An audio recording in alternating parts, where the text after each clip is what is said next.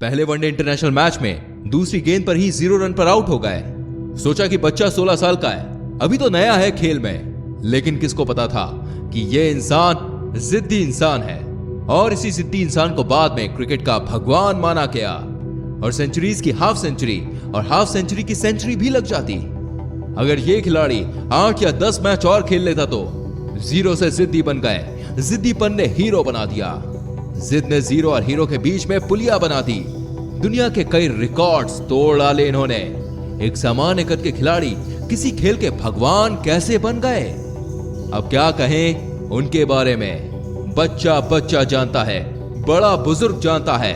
उनकी जीत ने उनको 16 साल के उम्र में इंटरनेशनल टीम में जगह देकर उनको मैदान में उतार दिया। एक सवाल पूछूंगा मैं आज, तुम अपनी लाइफ में कितने बड़े बनना चाहते हो?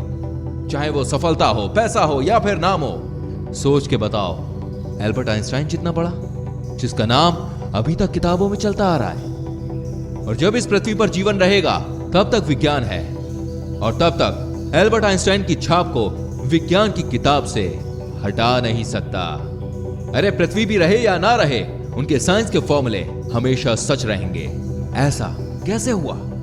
सोचिए, स्कूल में मंद बुद्धि कहे जाने वाला विद्यार्थी इतना बड़ा इंसान कैसे हो सकता है? सोचिए, क्योंकि उसमें जिद थी। अपने हिसाब से पढ़ूंगा, अपने हिसाब से खोजूंगा। जिद थी कि बस करता रहूंगा। बनना चाहते हो इतना बड़ा? वापस आते अपने देश में। ज्यादा पुरानी बात नहीं है, रतन टाटा जी ने कार लॉन्च की इंडिया में, नहीं चली, घाटा होने लगा। जब ज्यादा घाटा होने का अंदेशा हुआ तो अपना व्यापार बेचने चले गए किसी और कंपनी के पास ताकि नुकसान ना हो। वहां मीटिंग करी। जब मीटिंग में जवाब मिला कि जब आपको कार व्यवसाय के बारे में जानकारी नहीं है तो आप क्यों करते हैं व्यापार, डील वहीं पर छोड़ दी। वापस आते समय सोचते रहे, बहुत हो गई बेइज्जती, अब मैं दिखाता हूं कि टाटा क्या चीज है। मेहनत करी, तगड़ा बिजनेस मॉडल बनाया और गजब की कार इंडस्ट्री खड़ी कर दी।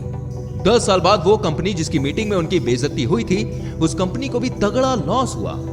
रतन टाटा जी ने उनको ऑफर दिया कि बेचना चाहते हो वो कंपनी, बेचना चाहते हो तो बताओ, मैं खरीद लूंगा।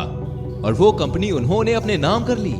ये होती है जिद, कुछ साबित करने की, कुछ पाने की। उनमें ऐसा क्या है जो मुझ में नहीं है? क्या है इन सब लोगों में कॉमन? एक जिद कि नहीं रुकूंगा, करता रहूंगा, खुद को बेहतर से बेहतर बनाऊंगा। उनमें जिद थी कि वही बनूंगा जो मैं बनना चाहता हूं, चाहे कितनी भी रुकावटें आए। जिद है तो है। बनना चाहते हो उनके जैसा? मन किया ना बनने का, लेकिन ये जो लेकिन वर्ड है ना, ये तुम्हारी वाट लगा देता है। मैं कुछ करूं तो सही, लेकिन बड़ा बनूं तो सही। लेकिन मैं मेहनत करना तो चाहता हूं, लेकिन मेरा सपना तो ये है। लेकिन कोई थाली में परोस के देगा क्या? ये लो, खा लो, आज से तुम सचिन हो जाओगे। ये खा लो, आज से दुनिया में तुम आइंस्टाइन के नाम से जाने जाओगे।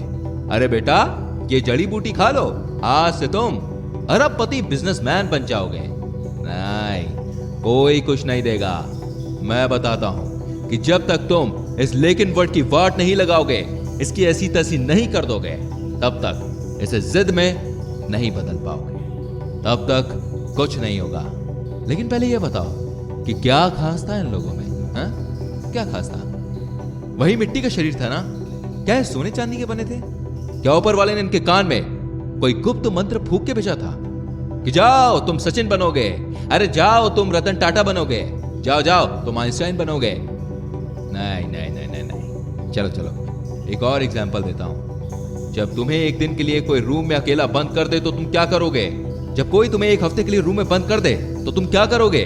और टाइम पीरियड बढ़ाऊं, ठीक है। जब तुम्हें 1 महीने के लिए कोई रूम में अलग थलग बंद कर दे तो क्या करोगे तुम? नहीं नहीं नहीं नहीं नहीं, अभी भी नहीं हुआ। अगर तुम्हें कोई 1 साल के लिए किसी काल कोठरी में बंद कर दे तो क्या करोगे तुम? जान निकल जाएगी ना। अब मैं तुम्हें एकदम से कहूं, नहीं यार, तुम्हें तो 27 साल जेल में रहना है, तुम तो जीने की उम्मीद ही छोड़ दोगे, है ना? कि जब तक मैं बाहर आऊंगा मैं बुढ़ा हो जाऊंगा, बाल सफेद हो जाएंगे, मेरा शरीर कमजोर हो जाएगा, आंखें धुंधली हो जाएंगी, तुम्हारे कई बुजुर्ग रिश्तेदार परलोक सिधार जाएंगे, शायद तुम्हारी पर्सनल लाइफ भी तहस नहस हो जाएगी।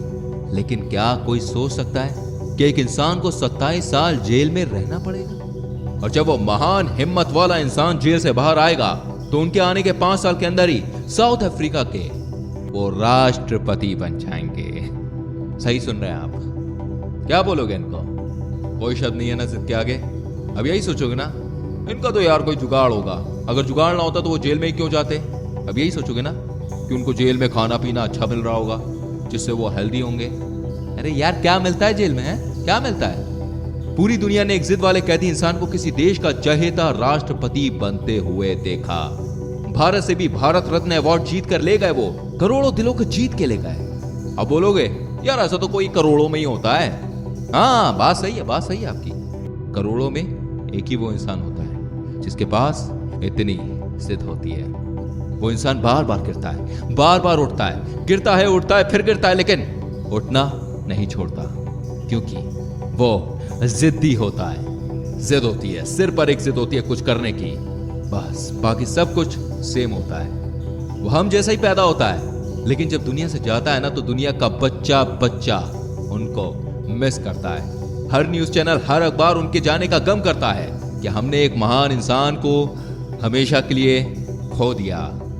अब ऐसा इंसान शायद नहीं आएगा क्योंकि वो मानव महामानव बन जाता है, क्योंकि वो मेहनत करने की सारी हदों को पार कर जाता है, काम करते रहने की जिद पार कर जाता है। वो एडिशन की तरह बल बनाने के लिए हजारों बार फेल हो जाता है, लेकिन फिर भी जिद करता रहता है कि रुकना मेरा काम नहीं है।